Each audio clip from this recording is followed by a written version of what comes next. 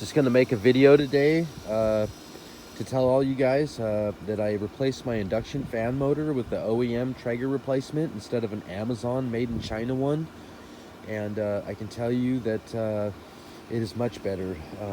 It's more powerful, the fan is, and so I can close both of those vents completely and have them closed off, and it's still so strong that the fan just blows the smoke out of the holes, and then it'll blow it out of that hole and blow it out your ear hole with all the smoke. I tell you, the fire pit stays much more stable.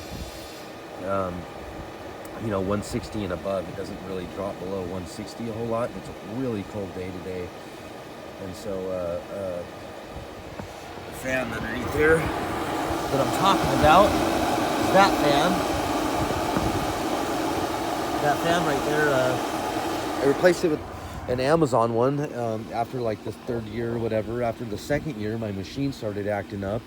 Really, it was really best the first season when that fan was strong. I didn't really, understand why I was having to, always play with this thing and move it just a little bit, because my friend, he always had his just completely, always moved over like that, and so it kept killing my unit, kept like messing with the fire, and so after replacing that thing, man, I tell you, the Traeger fan, you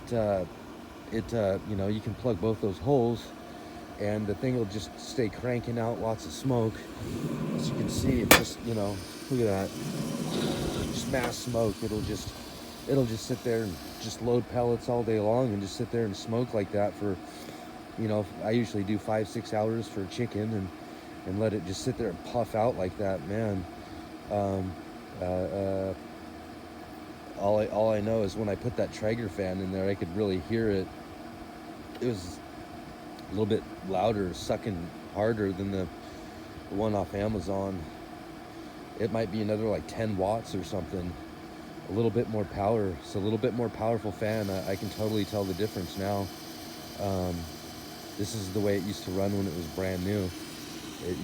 I used to be able to plug both those holes, and the fan would blow enough air in there. So if your fan down there is kind of weak, like, if you installed an Amazon one or whatever, it's old, you can just open the air vents and it'll kind of let enough air in there so it doesn't like, put out your fire. But really, that's the ticket, man. You got to replace that fan every year if you leave it outside like me. Basically every year that I've left my unit outside in the freezing cold when it snows and everything, it's like the next year, sure, the fan will run, but it's not running at 100% capacity.